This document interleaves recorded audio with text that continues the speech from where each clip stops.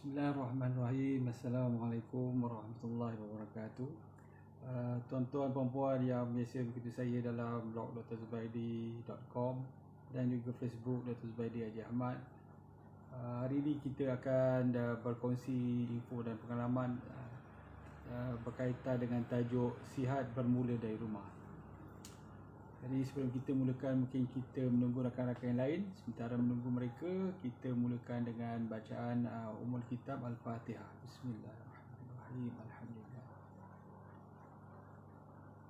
Iyyaka na'budu wa iyyaka nasta'in. Ihdinas siratal mustaqim. Siratal ladzina an'amta 'alaihim ghairil maghdubi 'alaihim waladdallin. Amin. Jadi tajuk kita pada malam ini ialah sihat bermula dari rumah. Jadi aspek penumpuan fokus saya adalah kepada penjagaan pemakanan kepada kanak-kanak, anak-anak kita yang di rumah, terutamanya anak-anak kita yang masih lagi bersekolah 12 tahun ke bawah. Mungkin lebih sikit lah, 15 tahun pun mungkin remaja termasuk di dalam golongan ini. So kita nak berbincang atau berkongsi tentang bagaimana kita dapat mengelakkan ataupun menurunkan insiden ataupun bilangan pesakit NCD di Malaysia ni. Jadi kalau tuan-tuan dapat mendengar saya, mohon komen sikit sebab biasalah kadang-kadang terdapat masalah teknikal dan sebagainya.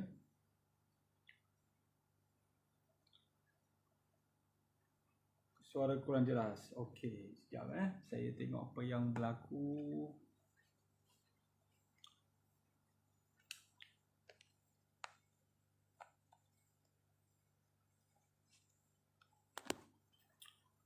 Macam mana suara sekarang?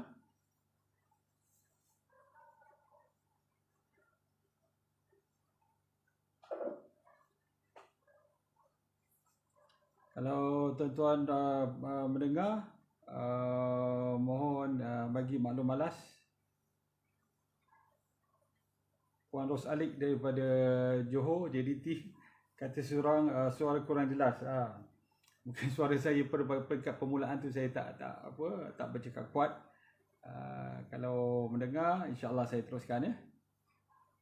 Terima kasih Puan Ros Alik. Fendi Steady, audio tak jelas. Yang ni yang tadi tu. Mungkin saya cakap lebih kuat sikit, harap mendengar. So fokus kita pada kali ini terhadap tentang penjagaan kesihatan kanak-kanak, terutama yang berusia 15 tahun ke bawah, yang mana dengan cara kita menasihatkan anak-anak kita, memberi pantauan dan sebagainya, dia dapat mengurangkan bilangan pesakit-pesakit NCD terutamanya. Kalau seperti mana yang kita, sebagai contoh saya nak bawa pola kesihatan kita masa ini secara ringkas. Lebih kurang 8.1%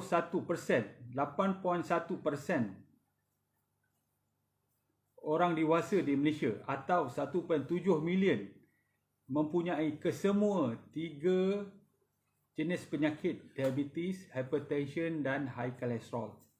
Ini bukannya masalah satu penyakit, dua penyakit. Ini masalah 3 penyakit, 3 serangkai sekaligus, ketiga-tiganya 8.1%. Sangat tinggi.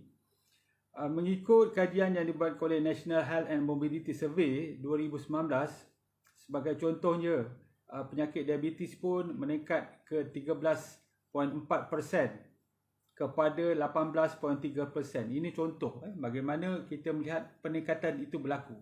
Dan peningkatan ini berlaku hanya dapat apabila kita memberi penekanan kesihatan kepada anak-anak kita, kerana mereka lah generasi yang akan menggantikan kita kan. Premature death mengikut kajian yang dikeluarkan juga oleh KKM, iaitu KKM tak memberi sebarang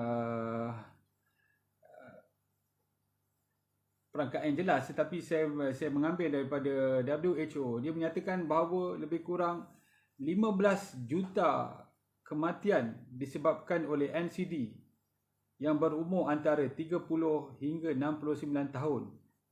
Yang kematian premature atau pramatang, 85% adalah berada dalam kategori low income and middle income country. Jadi negara kita ni antaranya lah. Kenapa negara kita, saya mendengar satu teori lah daripada rakan-rakan, iaitu mereka menyatakan bahawa di negara-negara sebagai contoh di negara maju, makanan-makanan yang tak berkhasiat ni sudah ada seperti ada awareness di kalangan mereka.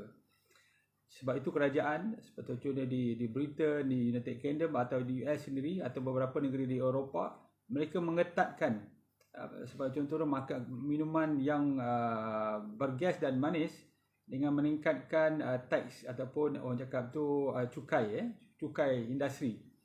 Jadi apa yang mereka melakukan, ini teori daripada rakan-rakan saya lah, mereka mencari pasaran baru di sebelah Asia Timur, Asia Tenggara dan juga Asia Selatan. Sebab tu kalau kita lihat ke belakang ni banyak sangatlah sebagai contoh restoran-restoran makanan segera, air yang bergas bermacam dan sebagainya, dengan promosi yang macam tu gila-gila kan. Inilah mungkin dikatakan sebabkan di negara sana memang sudah ada awareness, jadi pasaran sana mungkin sudah merudum. Pengalaman saya di UK tak lama 3 minggu, nak cari air Coke pun susah sebenarnya, kena cari mesin. Dia tak jual dekat kedai runcit dan sebagainya, kena cari kedai mesin tu pula tu sekali beli yang agak orang cakap tu sebesar air mineral yang besar tu yang besar macam gini tu, lebih kurang 2 pound. 2 pound masa tu lebih kurang RM10 untuk dapat tu kan. Dekat Malaysia lebih kurang berapa ringgit? RM2.50, RM3.50 dah dapat. Dekat sana mahal.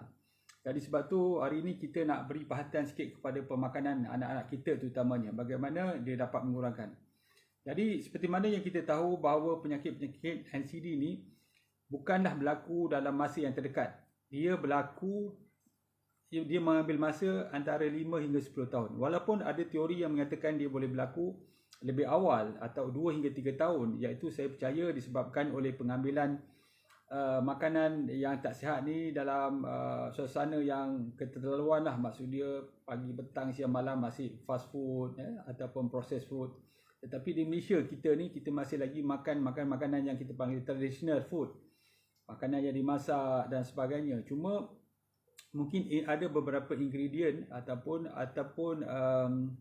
makanan-makanan yang di luar yang kita mengambilnya sesekali, sebagai contoh American style food, yang menyebabkan masalah ini meningkat di kalangan rakyat Malaysia.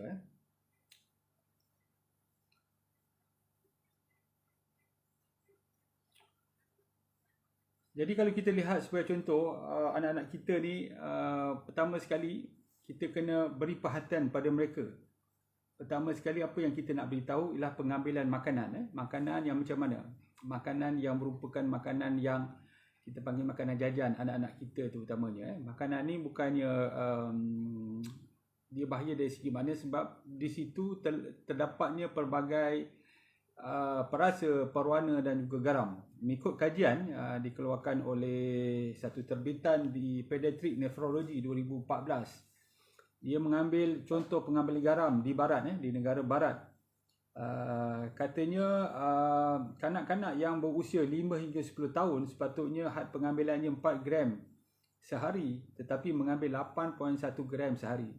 Sementara remaja yang berusia 10 hingga 20 tahun sepatutnya mengambil kurang daripada 5 gram sehari, tetapi mengambil garam 6.7 hingga 11 gram sehari.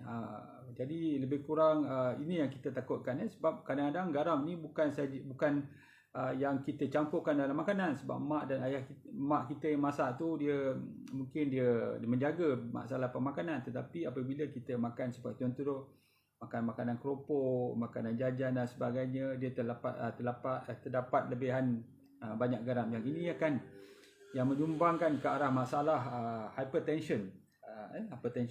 Ramai yang tidak mengetahui bahawa sebenarnya kanak-kanak dan remaja juga boleh mengalami tekanan darah yang tinggi. Ini yang kadang-kadang kita rasa macam betul ke dia orang dah ada darah tinggi? Kanak-kanak berusia 5 tahun, 6 tahun sehingga remaja boleh mengalami masalah tekanan darah tinggi.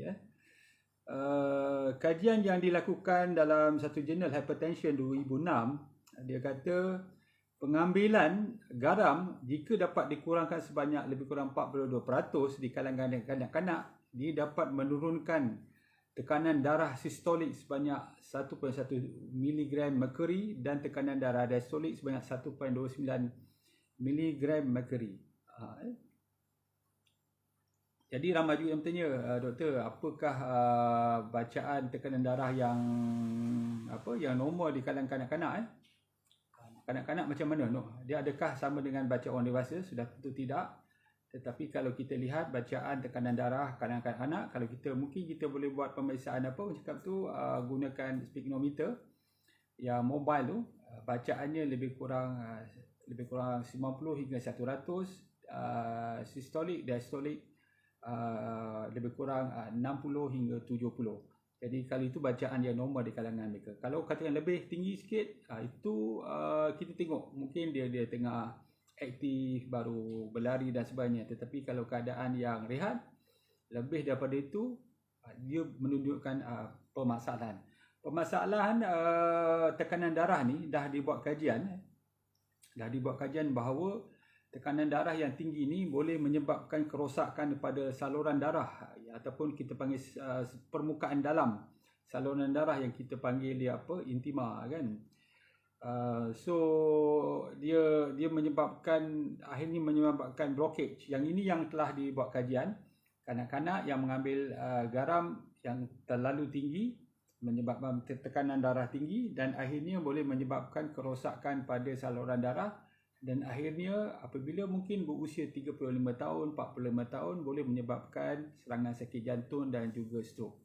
Sebab tu kena berhati-hati ataupun kita kena berjaga, terutamanya bagi mereka yang mempunyai family history yang kuat. Sebagai contoh dia mungkin abang kita contoh ada darah tinggi, lepas tu dia ada stroke, lepas tu adik kita yang lelaki pun ada darah tinggi, lepas tu kena serangan sakit jantung, dan kita sendiri contohnya ada tekanan darah tinggi. Jadi anak kita ni kalau kita tak berhati-hati, kemungkinan dia juga mungkin mengalami masalah tekanan darah tinggi pada waktu muda dan juga mungkin boleh menyebabkan masalah stroke dan juga masalah serangan sakit jantung. Yang ini yang cuba kita elakkan.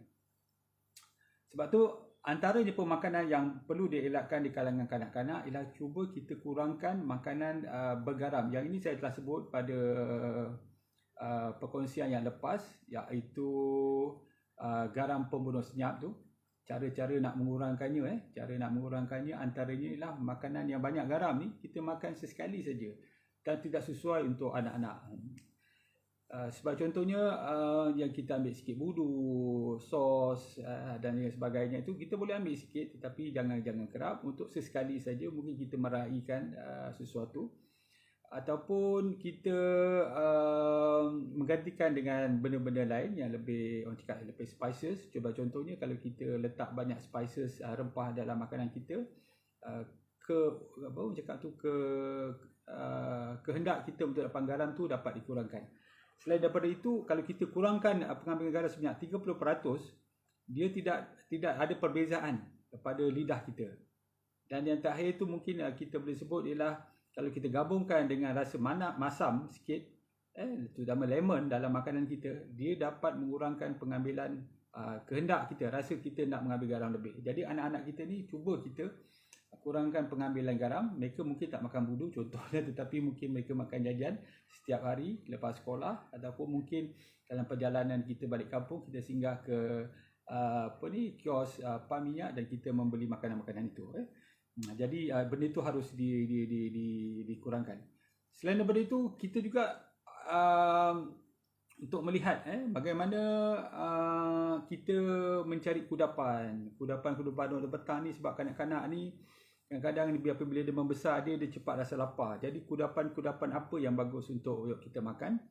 Antaranya kudapan yang disebut di dalam International Journal of Obesity Related Metabolic Disorder tahun 2002, dia mencadangkan pemakanan yang ada asid lemak yang sihat.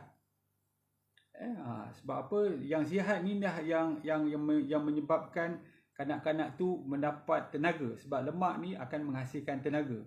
Jadi penggunaan tenaga taklah kalau dia minum air manis ataupun makanan-makanan yang mempunyai refined karbo yang terlalu tinggi, dia mempunyai gula yang terlalu tinggi dan juga akan menyebabkan tidak lama kemudian insulin akan dikeluarkan, kemudian mereka akan lapar dalam masa 2 jam dan mereka akan rasa nak makan lagi. Jadi pengambilan lemak ke kacang, walnut dan sebagainya itu bagus untuk mendapatkan lemak yang sihat, lemak yang sihat, dan dia akan memberikan tenaga pada kanak-kanak itu.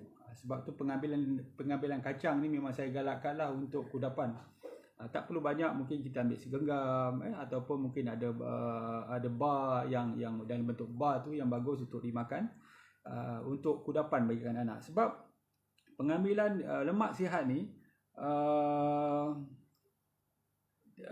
jika tidak digalakkan, mungkin kanak-kanak akan mengambil apa yang disebut sebagai lemak yang tidak sihat. Apa di antaranya ialah trans fat.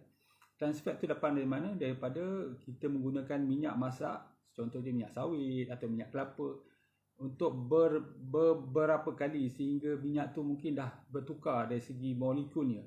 Jadi bila dia serap dalam makanan kita ambil, boleh menyebabkan trans fat, tidak bagus pada kanak-kanak. Trans fat ni dah akhirnya selain daripada gula yang mereka makan, dia akan berkumpul di dalam tubuh kita, menyebabkan inflammation di dalam tubuh kita, dan akhirnya boleh juga menyebabkan diabetes. Dalam satu kajian dalam Annual Nutrition Metabolism 2003 ni dia menyatakan bahawa kanak-kanak yang banyak memakan lemak-lemak tidak sihat menyebabkan mereka mendapat diabetes. Ini kajian yang dah membuktikan bahawa lemak tu bukan menyebabkan masalah kolesterol saja, tetapi juga boleh menyebabkan masalah diabetes. Jadi lemak apa yang paling bagus? Dalam kajian, kita nak bagi anak kita lemak ni sebagai yang penting, tuan-tuan, sebab anak-anak kita ni memerlukan tenaga yang pertama. Yang kedua, anak-anak tiga tu memerlukan lemak-lemak yang baik ni untuk otak dia, untuk saraf dia, untuk metabolisme yang lain. Jadi lemak yang mana yang kita sarankan kepada anak-anak kita? Antaranya ialah kajian yang dibuat oleh Nutritional Metabolic Cardiovascular Disease pada 2011. Dia kata pengambilan makanan yang kaya dengan omega 3, polyunsaturated fatty acid dan oleic acid, dia akan merendahkan tekanan darah pada kanak-kanak. Jadi kanak-kanak ni walaupun kita tak perasan, mungkin dia ada dah mula tekanan darah dia tinggi disebabkan oleh pemakanan dan sebagainya, pengambilan minyak omega 3 dan juga oleic acid. Jadi oleic acid ni apa sebenarnya? Oleic acid ni sebenarnya adalah monounsaturated omega 9 fatty acid, omega 9 fatty acid. Oleic acid ni apa sebenarnya? Omega 6. Omega 6 ni banyak di mana? Oleic acid atau omega 6 ni banyak dalam minyak zaitun yang diperah segar. Dalam minyak zaitun tu ada sehingga 80% oleic acid. Jadi nak menentukan sama ada minyak zaitun tu adalah minyak yang ori, sebagai contohnya tidak dicampurkan minyak-minyak lain, kita tengok dia punya komponen oleic acid. Oleic acid ni lah yang bagus untuk mereka. Sebab apa? Oleic acid akan meningkatkan apa yang kita sebut sebagai apolipoprotein A1 ataupun ApoA1, iaitu komponen HDL. Maksudnya kita ambil minyak zaitun yang ada oleic acid, yang ada omega 6 ni, dia akan meningkatkan HDL dan menurunkan tahap apolipoprotein B atau ApoB, iaitu komponen daripada LDL. Jadi anak-anak kita ni atau kita sendiri, kalau kita mengambil minyak zaitun, lemak yang bagus, dia akan dapat menurunkan kita punya kolesterol, memberikan tenaga kita, dan kita akan menjadi bertambah sihat. Sebab tu pengambilan untuk kanak-kanak pun, anak-anak saya pun memang kita dah mulakan ambil minyak zaitun, satu sudu pagi, satu sudu malam. Bagi orang dewasa macam saya lebih ambil suka 2 sudu pagi, 2 sudu malam, bersama dengan sedikit beberapa vitamin lain. Jadi dia akan menyebabkan kita sebagai anti-aging. Anti-aging ni dalam RTM yang beberapa hari yang lepas saya ada menyebut bahawa anti-aging ni bukan kita tak nak tua, tetapi kita tidak mahu tua sebelum waktunya. Apa maksud dia? Maksud dia sebagai contoh, orang zaman dulu mungkin umur 70 tahun baru ada darah tinggi, umur mungkin 65 tahun baru ada kencing manis. Tetapi kita ni masalah orang-orang masa kini mengalami darah tinggi, kencing manis dalam usia 40 tahun, 45 tahun, ada yang 35 tahun. Yang inilah yang saya sebut sebagai tua sebelum waktu dia. Jadi anti-aging bermaksud kita mengambil beberapa langkah supaya kita tidak mendapat masalah-masalah atau penyakit yang sebegini. Tadi kita sebut tentang pengambilan minyak-minyak sihat, oleh asid dan juga ke kacang, bagus untuk anak-anak kita sebagai kudapan. Jadi waktu petang tu bolehlah bagi ke kacang pada mereka. Ini untuk membantu untuk mengurangkan rasa lapar, memberikan tenaga yang lebih, sebab setiap gram lemak tu menghasilkan 9 kalori, bagus untuk mereka.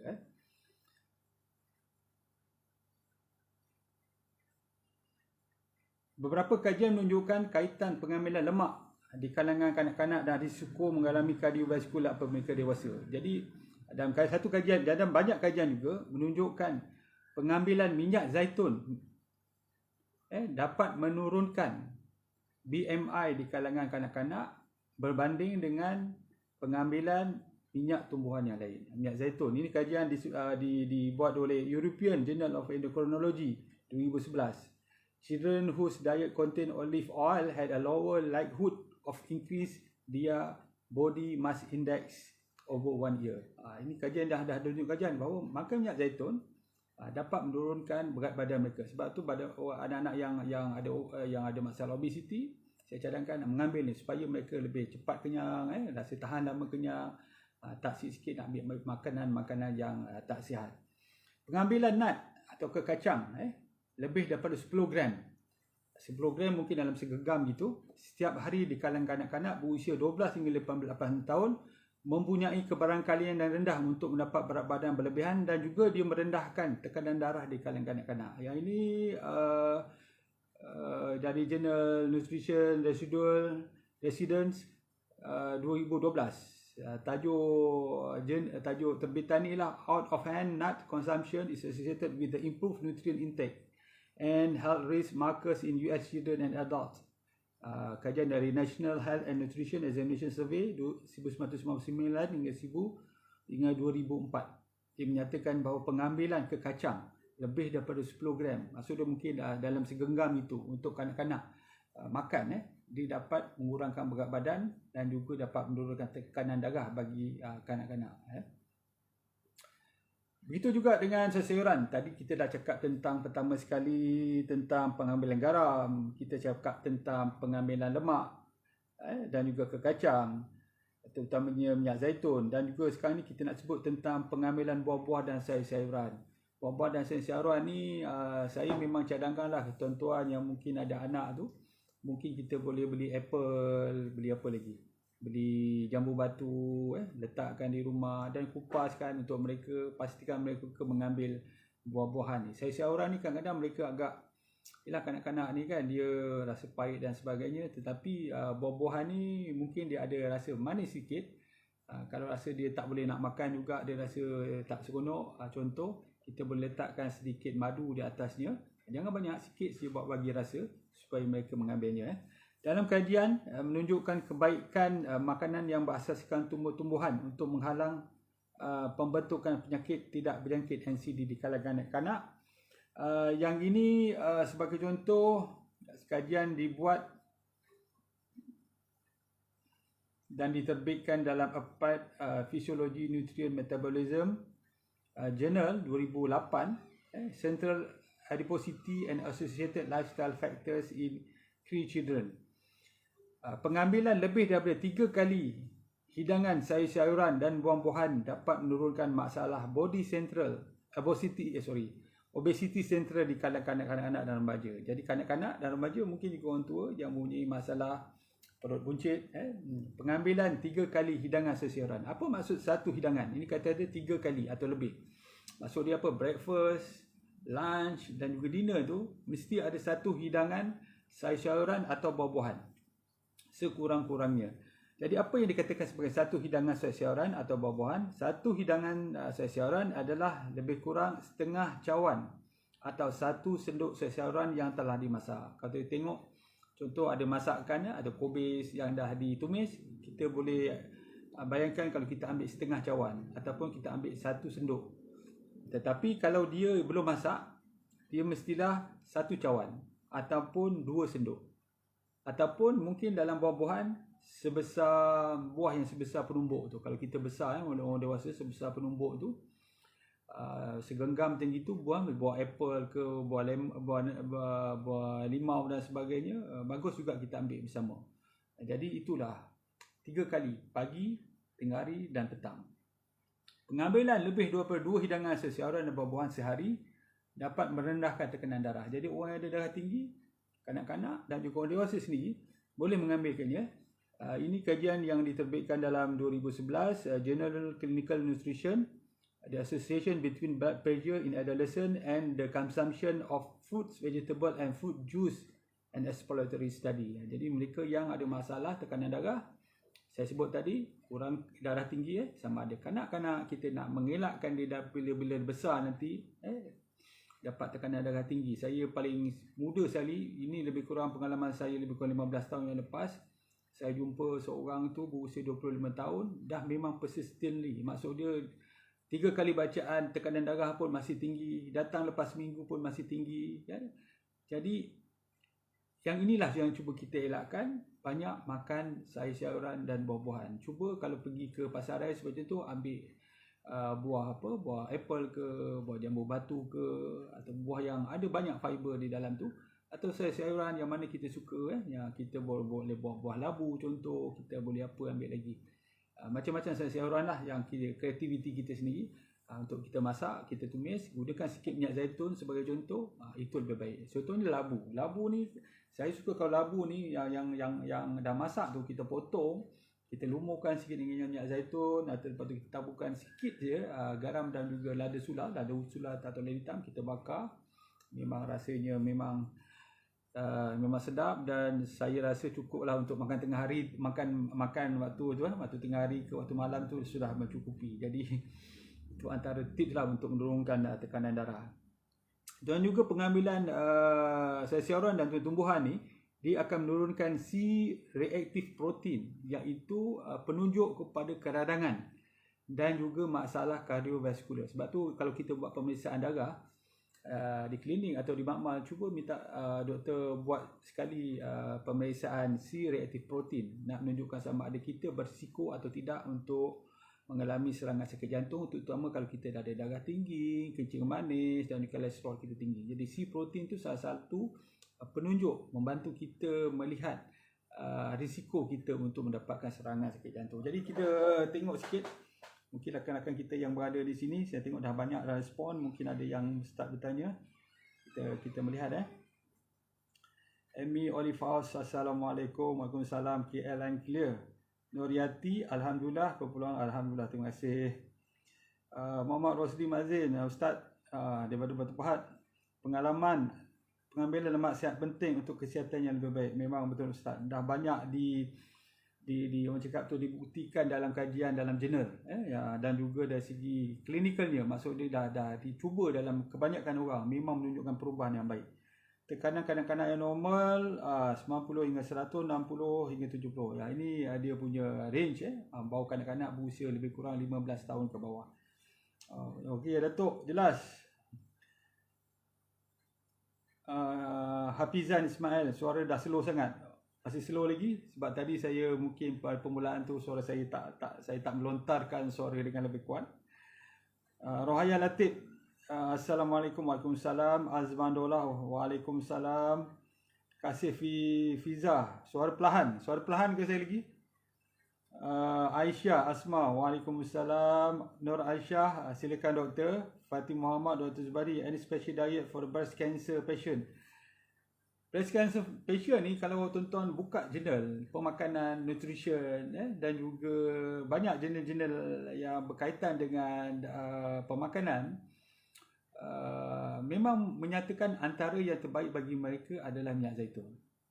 Minyak zaitun tu bagus untuk mereka sebab antaranya ada olikontal dan juga hydroxytyrosol, kemudian vitamin E dalam tu yang bagus untuk tu. Jadi cara pengambilan dia, minyak kanser ni, terutama yang peringkat awal ni, 2 sudu OPU. Saya selalu cadangkan ambil OPU lah, 2 sudu pagi, 2 sudu malam.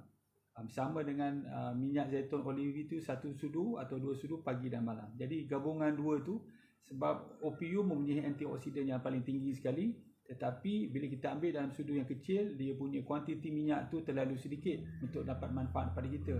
Jadi kita gantikan dengan olive, jadi sudu besar. Jadi kita gabungkan 2, kita dapat manfaat antioksidan yang tinggi dan juga kuantiti minyak yang banyak.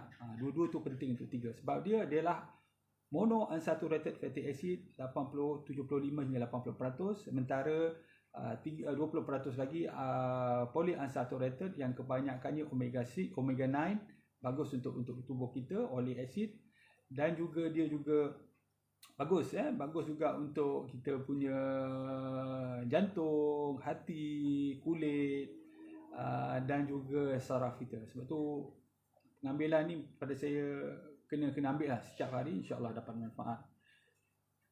Okey, Min Rashid, Waalaikumsalam. Ismail Ramli, kalau anak suka makan kicap dalam nasi doktor, ini kena kurangkan tuan. Bolehlah kita kan, kita kurangkan anak-anak kita, mungkin kita cara dia kita sebagai bapa kita tegur dia, minta dia kurangkan dan sebagainya sebab dalam garam tu ada banyak garam sebenarnya. Kalau makan tu kena tak boleh selalu lah, mungkin sesekali okey lah tu. Kalau kita cuba kontrol lah sebagai apa-apa Muhammad Rosli, Ustaz, Alhamdulillah, terima kasih. Assalamualaikum Oleh Jasin, ya. Orang Jasin, Waalaikumsalam. Syarmila Johan, apa yang tinggi ni?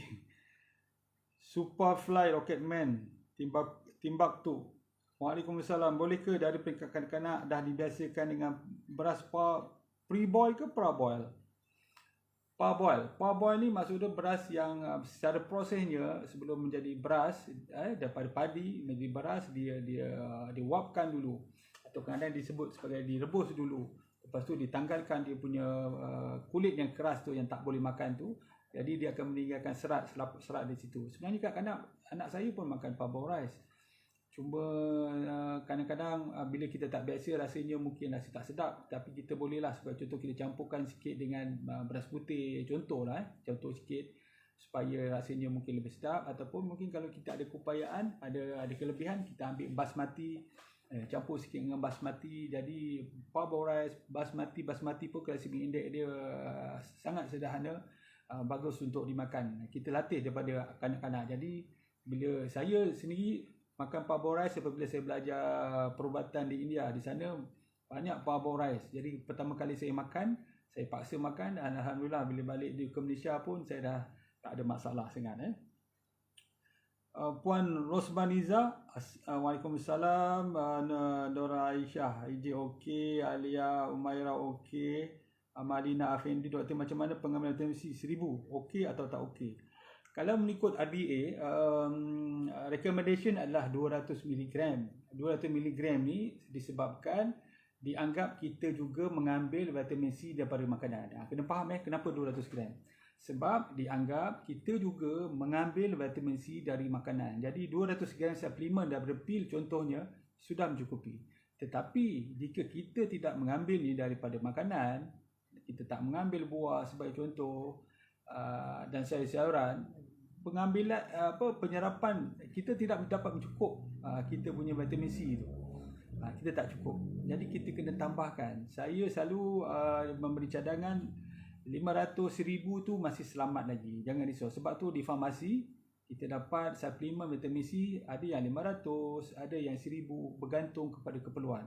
Contoh dia, kalau kita selalu demam, selalu batuk, selalu sesama, vitamin C adalah antara vitamin atau suplemen yang baik untuk kita.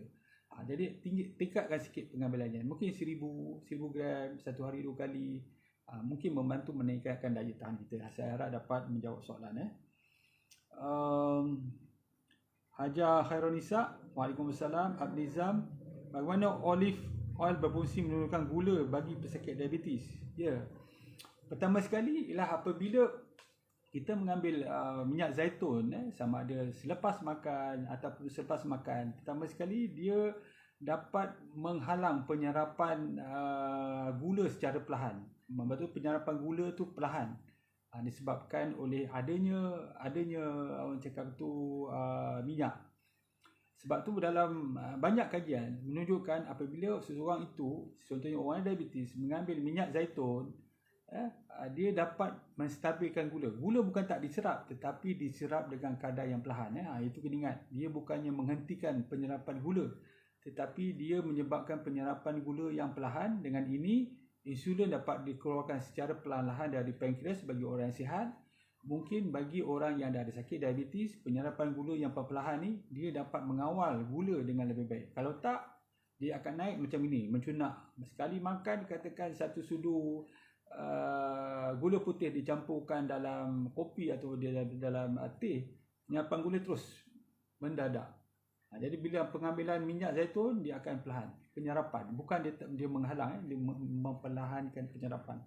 Sebab tu dikatakan minyak zaitun ni dapat menstabilkan paras gula dalam darah, sebab dia perlahan. Sebab tu walaupun kita ambil minyak zaitun, tetapi pengambilan gula perlulah diambil dalam kuantiti yang sederhana. Jadi bukan maksud dia kita dah makan minyak zaitun, kita boleh ambil gula seberapa banyak itu suka. Tak, itu tak betul. Kena faham itu. Rusnah, maaf baru buka. Ya puan, kita pun baru mula puan. Adam, suara doktor kasih lantang sikit dia. Okey, puan Raja, apa khabar orang Putrajaya? Hujan hari ni. Dah jelas. Fendi steady, audio tak jelas. Ni di mana ni, Fendi? Hu Sing Chi. Okey, thumbs up. Yang ni Mak Saman, apakah sesuai untuk penyakit kanser? Yang mana puan?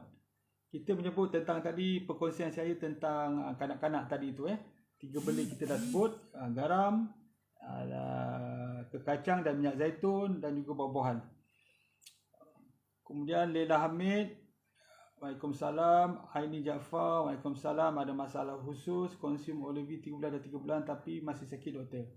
Saya ada hipertensi, susut, sangat berat badan.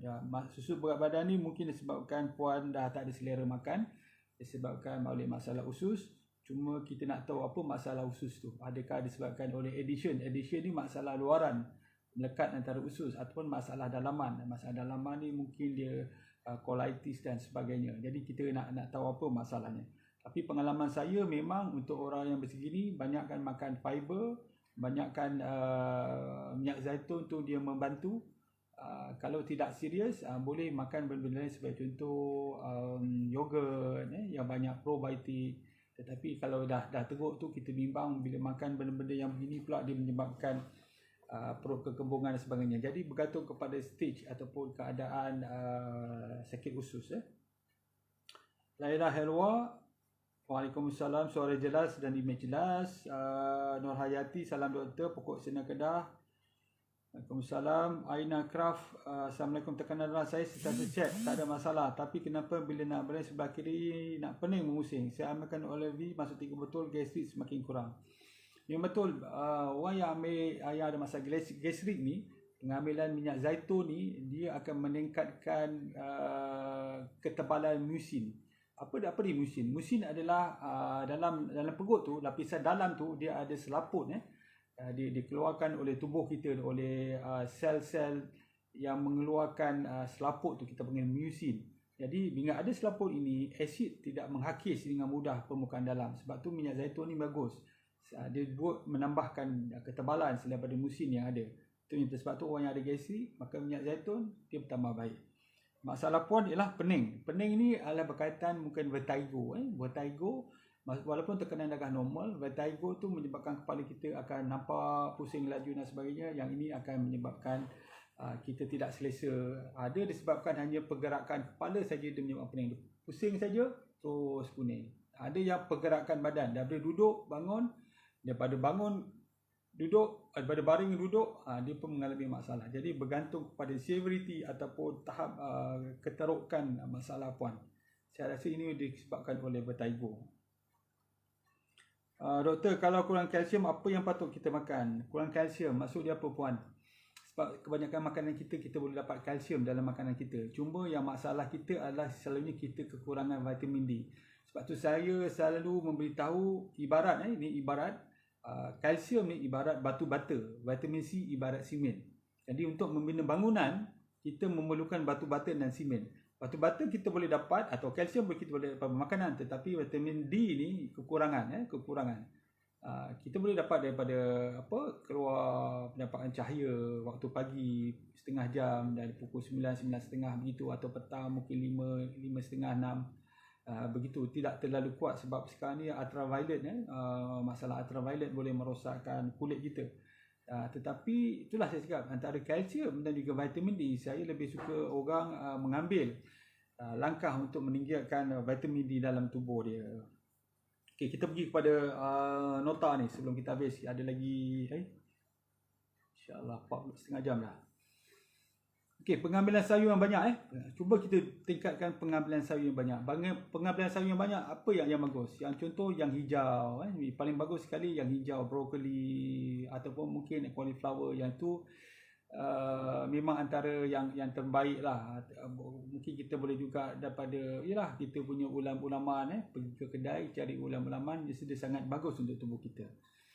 Jadi bagi anak-anak kita, pertama saya cakap tadi antara vitamin yang mungkin mereka kekurangan adalah vitamin D. Vitamin D ni juga dikatakan vitamin yang membantu meningkatkan daya tahan. Sebab tu anak-anak kita ni kita galakkan untuk bermain di luar, seperti contohnya dapatkan sinaran cahaya matahari, banyakkan makan telur, banyak makan ikan-ikan yang berminyak. Minyak zaitun pun ada sedikit vitamin D, vitamin E dan vitamin K, bagus untuk kesihatan mereka. Sebab apa? Sebab vitamin D yang rendah dikaitkan dengan tahap triglyceride yang tinggi, tahap LDL yang tinggi, tahap kolesterol yang tinggi di kalangan kanak-kanak dan remaja. Yang ini disebut di dalam International Journal of Food Science Nutrition 2014. Tajuk dia Association Between Vitamin D Status and Lipid Profile in Children and Adolescents, Systemic Review and Meta-Analysis. Jadi memang kadang-kadang kita tak perasan anak-anak kita dah ada masalah begini sebab tu heart attack ni kadang-kadang berlaku pada waktu yang muda. Kadang-kadang dia sebab contoh tak pernah main badminton, baru nak main badminton, tak pernah main futsal, mau main futsal tengah malam, bangun pagi tiba-tiba dapat stroke. Ini disebabkan oleh kita panggil dia masalah-masalah yang daripada kecil mungkin kita tak perasan. Begitu juga kekurangan vitamin C dalam tahap menyebabkan tahap glukosa yang tinggi dan juga menyebabkan tekanan darah yang tinggi. Jadi vitamin D ni boleh kita dapat daripada sinaran matahari dan juga boleh kita dapat daripada makanan-makanan yang kita makan. Jadi berapa dia punya dos dia? Bagi orang dewasa mungkin antara 1000 hingga 4000 international unit atau 25 hingga 100 mikrogram. Tapi bagi kanak mungkin lebih rendah sikit, antara 400, 800 atau mungkin 200, bergantung pada umur. Tetapi pada saya untuk remaja antara 400 hingga 800 international unit. Bagi orang dewasa antara 1000 hingga 4000 international. Kenapa kita perlu banyak sikit? Kata dia jika kita ambil antara 1000 hingga 4000 ni, itu mengikut Mayo Clinic, dia kata selamat. Jadi kita tengok bila kita beli tu vitamin D, kita tengok dia punya dos dia tu. Mungkin sebiji ada 2000, ada sebiji ada 1000. Kita mungkin boleh ambil antara 1000 orang dewasa 1000 hingga 2000, kanak-kanak separuh daripada apa yang kita ambil. Terutama kanak-kanak bukan kanak-kanak yang baby, tetapi kanak-kanak yang dah bersekolah ni. Mungkin tingkatan 3, tingkatan 4, kalau kita tengok ada tanda-tanda masalah kekurangan vitamin D, mungkin dia selalu batuk, demam, tak sihat dan sebagainya, mungkin kita boleh bagi. Begitu juga dengan anak-anak ni yang mana kita tengok dia macam selalu penat, selalu letih, tak bermaya, kulit tak cantik, kusam, banyak jerawat. Selain daripada perubahan hormon tu, antara yang boleh membantu dia ialah pengambilan vitamin, antaranya vitamin C, vitamin E, vitamin B12, multivitamin. Itu bagus untuk mereka. Tapi kalau kita tengok anak kita sihat, tak perlu, tak payahlah. Kalau kita tengok anak-anak kita yang begini, kita boleh ambil. Begitu dengan fiber. Fiber juga bagus untuk anak-anak, terutama anak-anak kita yang bersekolah ni. Sebab tu pengambilan fiber, bukannya refined karbo. Refined karbo tak bagus untuk anak-anak kita sebab dia akan menyebabkan tahap gula akan tinggi, kemudian dia akan mengantuk, lepas tu tahap gula akan rendah, dia akan cepat lapar balik. Pengambilan fiber sangat penting. Antaranya yang kita boleh bagi ialah oats. Bagi anak-anak kita oats sebelum pergi sekolah sebagai contoh, ataupun petang dia rasa lapar, kita boleh bagi oats. Berapa banyak kita nak bagi? Kita boleh bagi oats, antara yang terbaik ialah lebih kurang untuk remaja yang sedang membesar, lebih kurang 1 atau 2 sudu. 1 atau 2 sudu sekurang-kurangnya. Kalau ada nak letak dengan susu, kalau tak ada alasan susu, boleh letak dalam susu, ataupun mungkin letak dalam air biasa saja, air oats. Kalau kita Olive House, kita ada oats kita yang dah ada rasa manis daripada buah-buahan di situ, dia dah ada sekali. Ataupun kalau kita tak ada, kita ambil oats, kita boleh campurkan sikit madu. Kalau kita takut madu, gula meningkat, kita boleh ambil makanan yang sedikit manis. Sebagai contoh, kita boleh ambil apa yang manis, mungkin nanas sikit, ataupun kita ambil apa lagi buah-buahan yang manis, limau, kita potong kecil-kecil yang kita taburkan di situ, makan dengan oat, rendam sekali, dia akan membantu kita. Jadi bagi kanak-kanak memang dia bagus.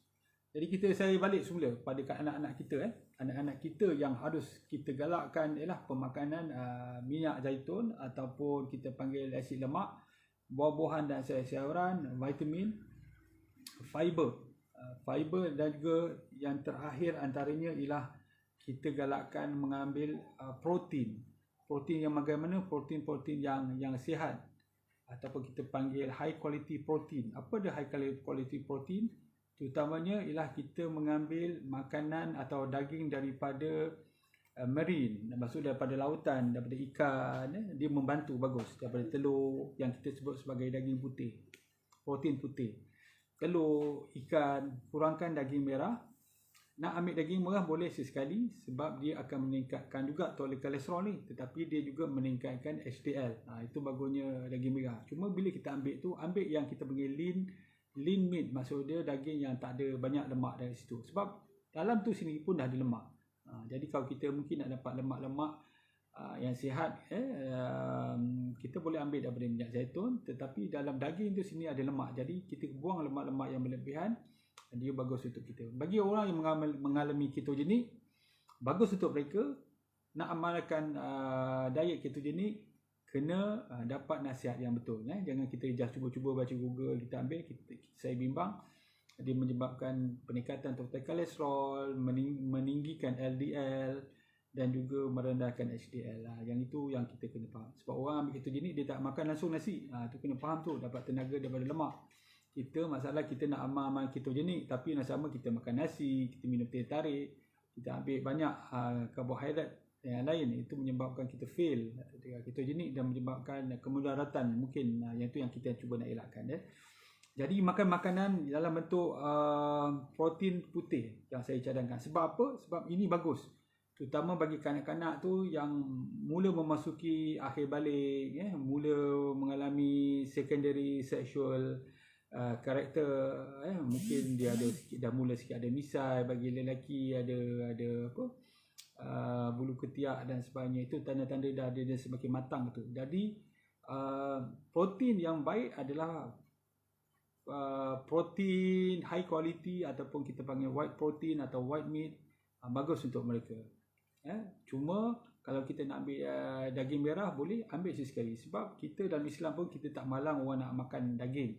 Cuma daging tu janganlah keterlaluan, berlebih-lebihan. Yang itu pun memudaratkan. Kita tengok sikit lagi sebelum kita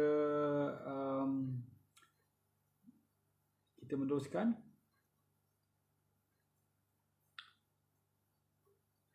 Okey, daripada Sarah Ishak, dia bertanya dari jam berapa baik untuk dapat vitamin D dari sinaran matahari. Jadi matahari sinari pun bukannya yang terlalu panas, bukan terlalu panas. Macam saya cakap tadi, lebih kurang dalam pukul 9, 9.30 itu pun dah mula panas. Mungkin awal dari itu pun boleh. Jadi bergantung. Jadi dia tidak terlalu panas sangat. Bagian petang puan boleh buat senaman mungkin di padang pukul 5.30, pukul 6. Yang itu pun sudah mencukupi. Jangan terlalu panas kerana ada bahaya ultraviolet. Nosima Nora, Assalamualaikum doktor, selamat malam. Salam. Terima kasih atas pencerahan. Selama Nur Aisyah Muhammad Nasir, Assalamualaikum doktor, kalau minyak zaitun bagus diambil bagaimana? Hulu dengan madu lebah dan madu kelulur.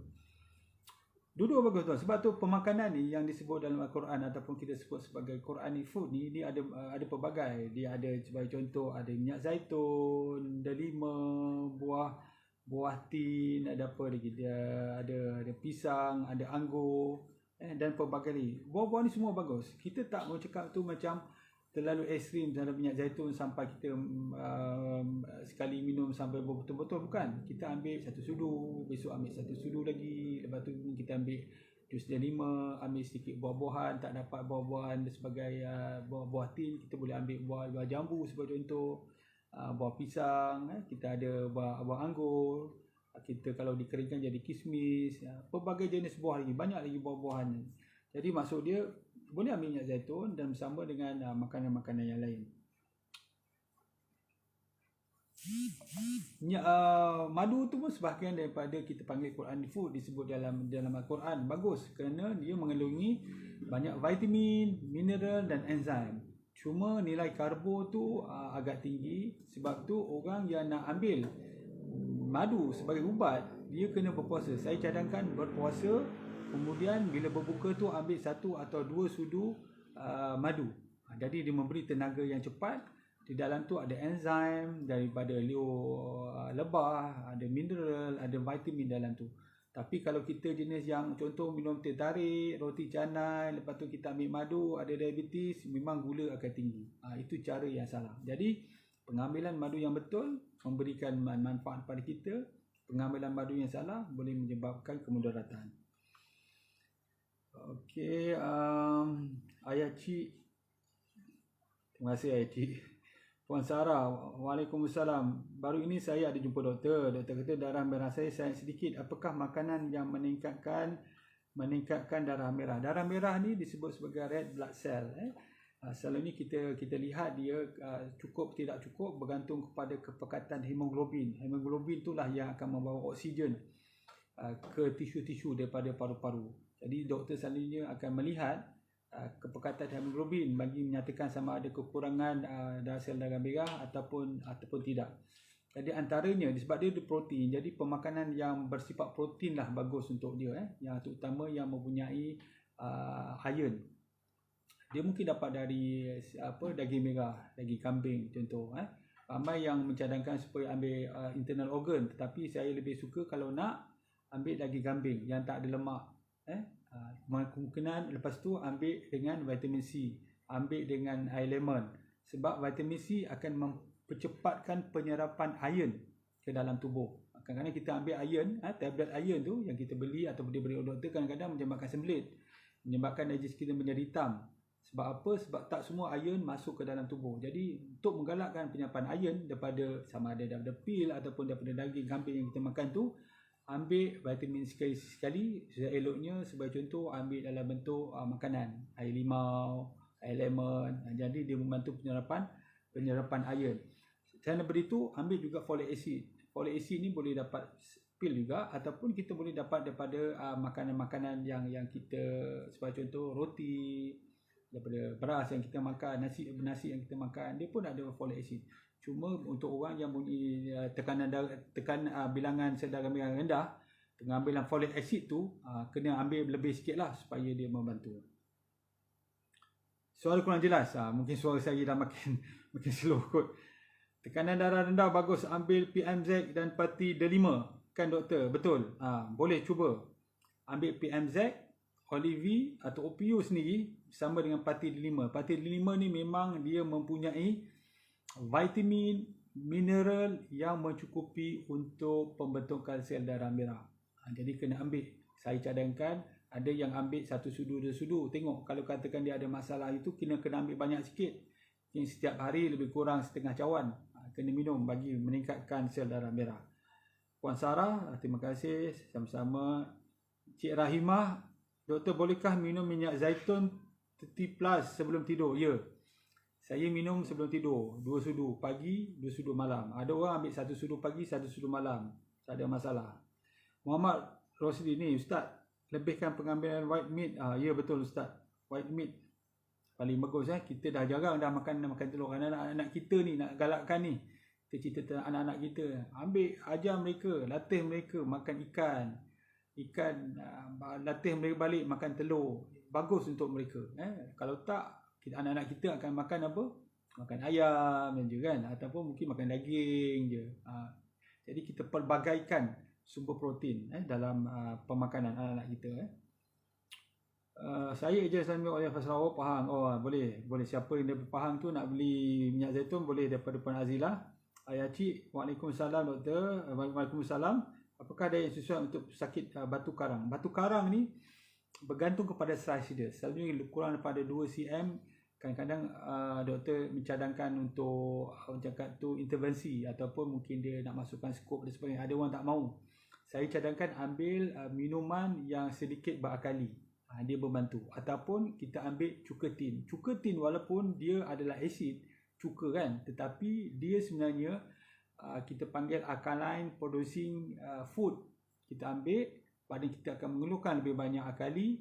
Dia membantu di pundi kencing kita tu bila berakali, batu dia akan dissolve. Ini berdasarkan pembacaan saya dalam jurnal, akan dissolve dan juga dia akan mengelakkan pembiakan bakteria di dalam pundi kencing. Jadi minuman yang berakali ni sama ada yang lebih berakali ataupun cuka tin sebagai contoh, dia membantu untuk mendissolvekan atau memecahkan batu dari pundi kencing dan juga dia mengelakkan pembiakan kuman di dalam pundi kencing. Muhammad Nizam, salam tuan dok, bagaimana nak rawat GERD ni? Macam saya sebut ni, GERD kebanyakannya berkaitan atau berassociated dengan anxiety disorder. Sebab tu orang yang ada anxiety disorder ni, apa yang berlaku ialah dia punya saraf dia, parasimpatetik dia terlalu mudah untuk dirangsang. Maksud dia jantung berdebar-debar bila dia rasa macam kaget, dia rasa macam tiba-tiba dia rasa macam tak sedap hati, jantung berdebar-debar, napas laju. Yang itu yang biasa kita tengok, tetapi dia juga dalam perut kita menyebabkan saluran kita panggil otot itu, yang kita panggil dekat esophageal gastroesophageal muscle dekat situ, dia akan lebih relax, menyebabkan makanan di dalam tu yang kita digest tadi tu dia naik ke atas, masuk sekali dengan asid, menyebabkan esophagus kita berasa pedih kat ulu hati. Kadang-kadang sampai ke tekak, sampai ke batuk, terutamanya orang yang baru makan lepas tu dia tidur, dia akan terbatuk-batuk. Dia ingat dia ada mengalami batuk tak baik-baik, rupanya ada masalah GERD reflux kat situ. Sebab tu pada saya nak rawat anxiety GERD ni yang disebabkan oleh anxiety disorder ni, yang pertama sekali rawat anxiety disorder. Pengambilan minyak zaitun membantu mengurangkan asid dalam perut, melindungi permukaan dalam perut, dan juga mungkin kita boleh counselling, bertukar-tukar fikiran dengan kawan-kawan, bercerita dengan kawan-kawan, dia dapat mengurangkan rasa anxiety ni. Puan Rosnas tadi. Jadi saya rasa itu antara makanan-makanan yang kita galakkan pada anak-anak kita, dan juga makanan-makanan yang kita tak galakkan pada anak kita. Ni ada lagi ni panjang tuan-tuan, tapi sebab dah pukul 10 suku dah sejam dah. Antaranya yang cuba kita elakkan ialah minuman fast food, sugar sweetened beverage. Yang ini antara yang kita kurangkan sebab dia akan berkaitan dengan metabolik dan akhirnya menyebabkan masalah cardiovascular disease. Jadi kita kurang pada anak-anak. Cuba ajar mereka minum air kosong. Begitu juga dengan trans fat. Trans fat ni dapat dari mana? Trans fat ni secara amnya, sumbernya adalah pertama sekali adalah gorengan daripada minyak yang kita dah pakai lama. 4-5 kali dah hitam. Ni kadang-kadang kita pergi ke kedai-kedai kita kadang nak juga rasa pisang goreng dan sebagainya, tetapi kita tengok dekat belakang tu minyak dia dah hitam. Jadi berhati-hatilah. Sesekali mungkin tidak memberi kesan dan memberi kesan yang sedikit minima, tetapi kalau kita makan tiap-tiap hari boleh memberikan kesan yang teruk pada kita punya tubuh kita. Itu pertama, daripada minyak masak. Yang kedua, daripada fast food dan juga processed food.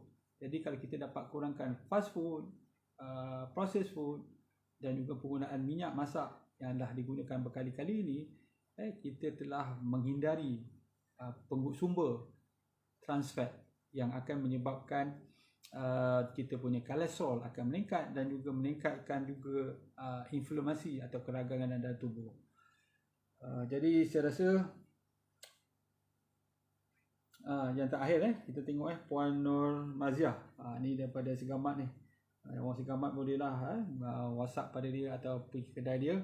Saya dengar kat situ ada ada laksa Johor yang sedap di sana. Jadi mungkin boleh berbincang dan sana. Kalau saya makan laksa ni lepas saya berbuka, saya brunch. Saya tak breakfast. Jadi bila makan tu memang saya pilih makanan yang sedap sikit supaya kita seronok menjalani orang cakap tu diet intermittent fasting. Jadi bagi tuan-tuan, puan-puan, insyaAllah minggu depan pada hari dan waktu yang sama kita berkongsi pula tentang Azam 2021 ini. Jadi sebelum kita akhiri majlis kita tutup dengan surah Wal-As dan tasbih kifarah. Subhanallah wa bihamdihi, subhanakallah. Bismillahirrahmanirrahim. Sekian, kita jumpa lagi insya-Allah lain kali. Terima kasih.